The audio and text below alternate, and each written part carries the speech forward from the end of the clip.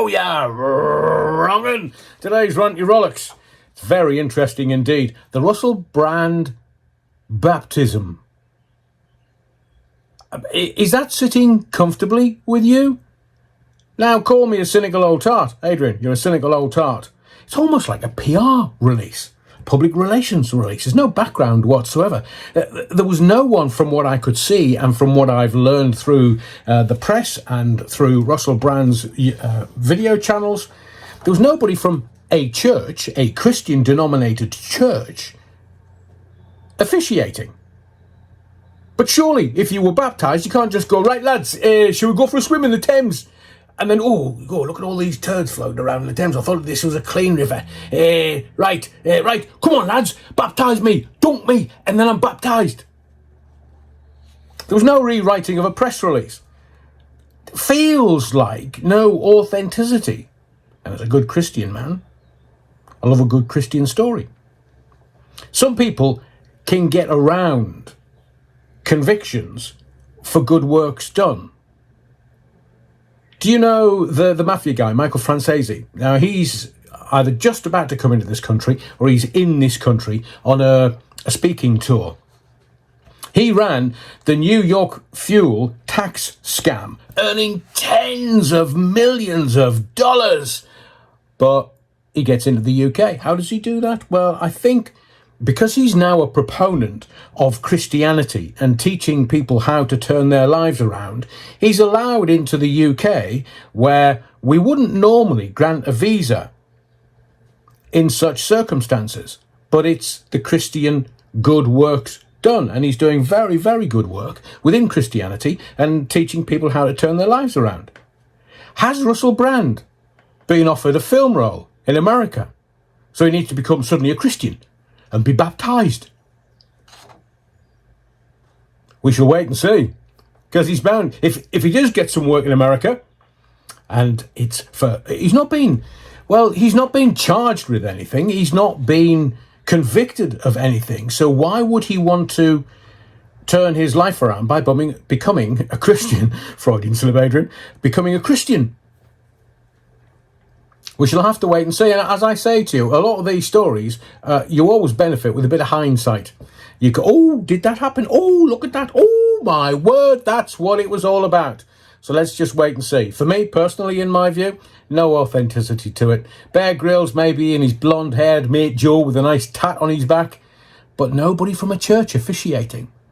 I mean, I don't know whether, the grey-bearded old boy upstairs playing his harp, wearing his halo and wings going, oh, I say, Russell, that's not very gallant. That's not very gentlemanly-like. No, not in my name. NIMBY. Sorry, not in my backyard. I wonder.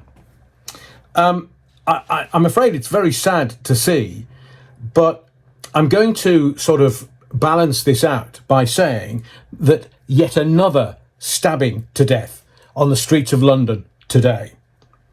Another stabbing, a female's been stabbed to death on a busy street in Edgware in North London, which I know very well. There's been no arrests, there is a crime scene in place, and the Met Police, they're the people that kind of look after the policing of Greater London, and Sadist Carnage is the police commissioner for London. And their latest stats, they say recorded knife crime is up by a fifth, which is what, about 20%? So exactly where were we, sort of pre-lockdown, with knifings in our capital? London and Birmingham are in complete and disarray. London especially, almost a knife crime daily, but they're not recorded as knife crimes. They're recorded as firearms incidents. So can you see how they change things? Oh, well, recorded knife crimes up by 20%. But the police are dispatched to a firearms incident where a knife is involved. So the tricky little, are they snakes? Snakes. Just tell us the truth. Almost a daily stabbing taking place in London. And they're saying it's up by a fifth. In the words of that great Chinese philosopher, out of way and shite. and Baby Reindeer just gets even more wild. So Netflix dropped it a couple of weeks ago.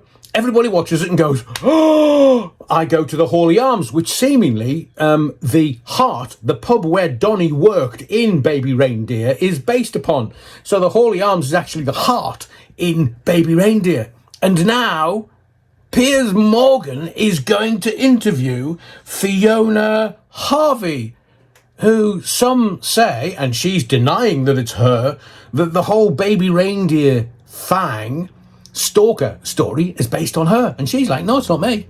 No, it's not me. I'm a lawyer. Piers Morgan's going to interview her. It's pre-recorded, so that's had to be put by the lawyers to make sure that it was okay. But I guarantee you, for the next 48 hours, that interview is going to be everywhere, because it's just wild. Baby Reindeer is massive and wild, and I can't for one wait.